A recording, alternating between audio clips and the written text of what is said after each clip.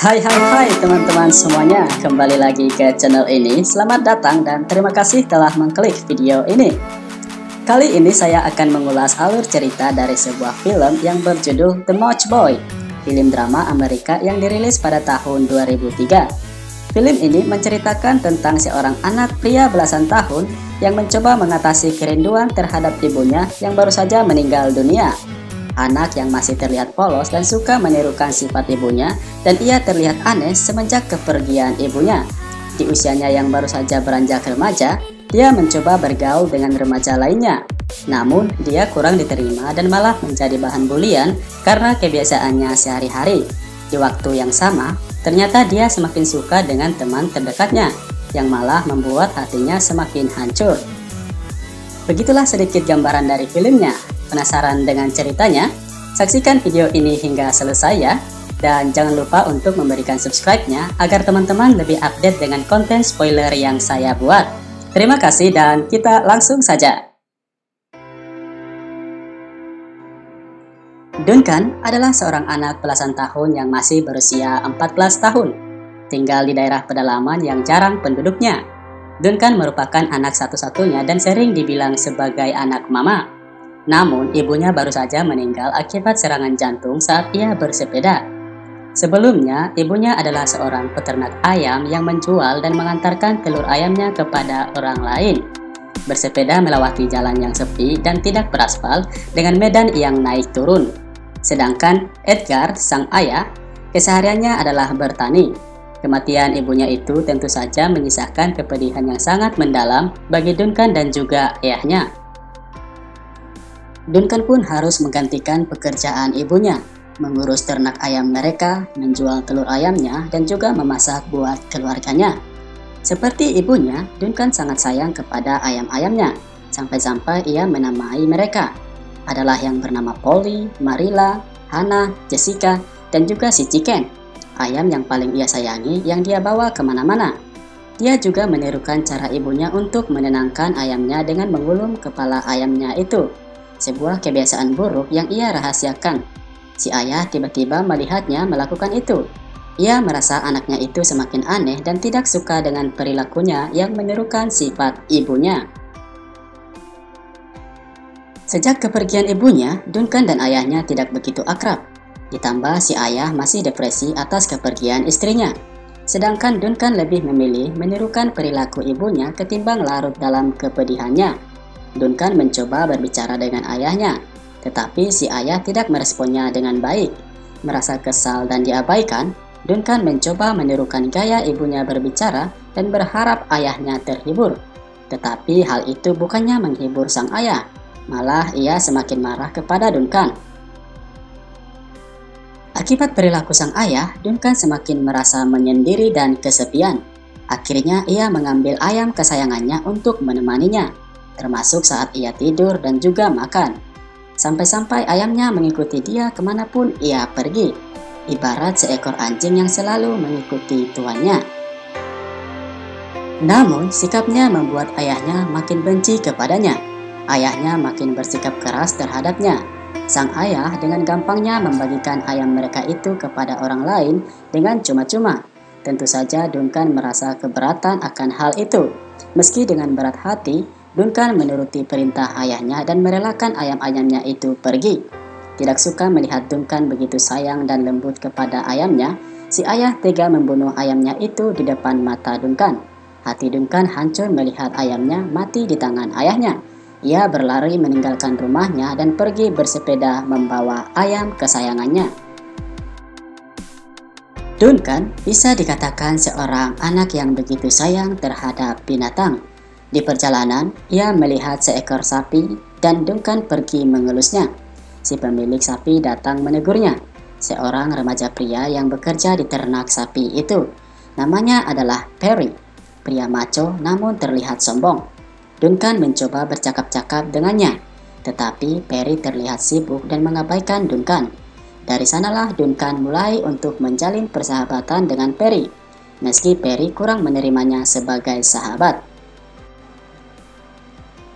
Esok harinya, Duncan dan ayahnya bersiap-siap pergi ke gereja. Sangat terasa tanpa kehadiran sang ibu.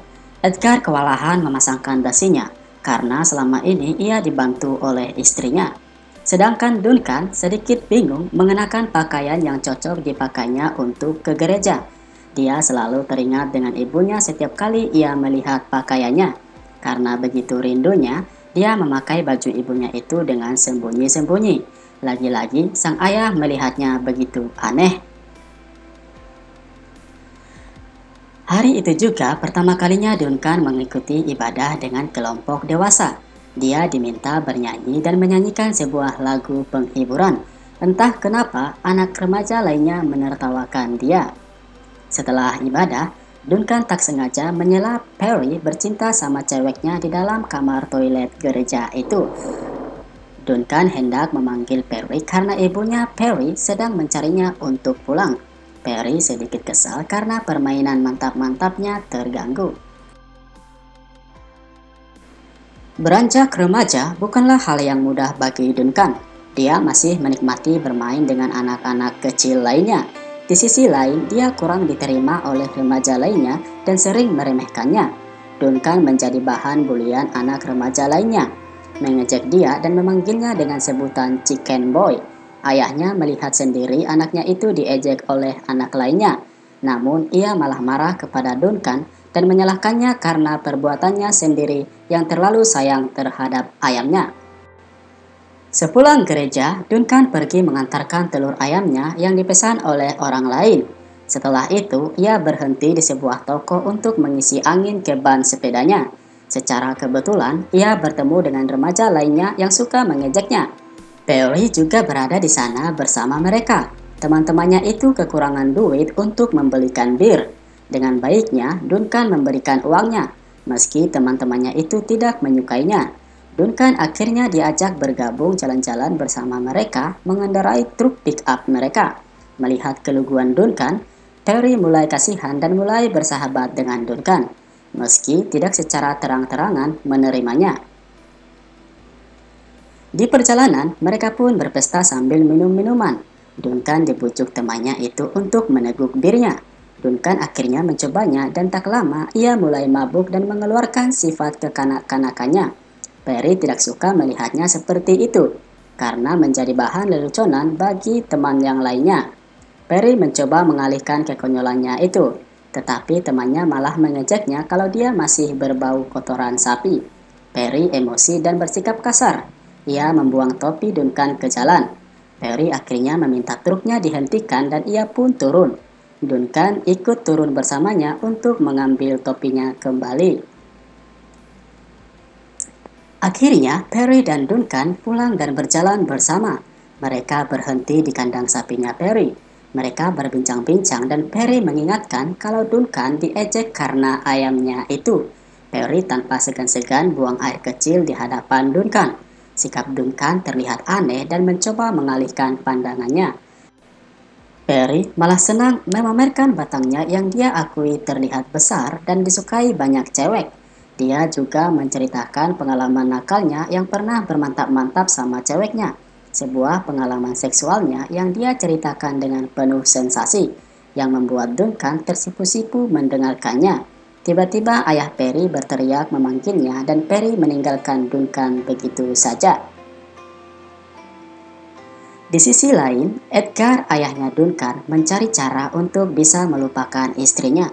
Sekalian, ia juga berpikir untuk mengatasi sifat anaknya yang begitu aneh.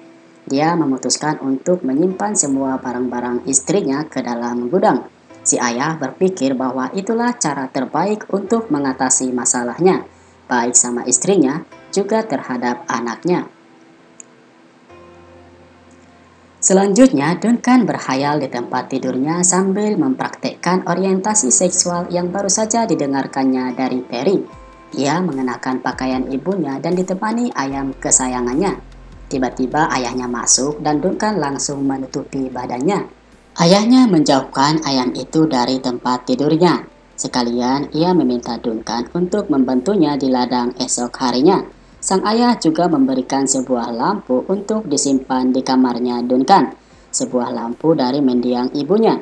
Duncan pun senang menerimanya sampai tak sadar memperlihatkan baju ibunya yang dia pakai. Ayahnya langsung meminta ia untuk melepaskannya. Duncan memastikan kalau ayahnya tidak membuangnya. Si ayah berkata kalau ia hanya menyimpan semua barang kepunyaan ibunya ke dalam gudang. Esoknya, Duncan membantu ayahnya mengumpulkan hasil ladangnya. Pekerjaan mereka selesai dengan cepat berkat bantuan Duncan.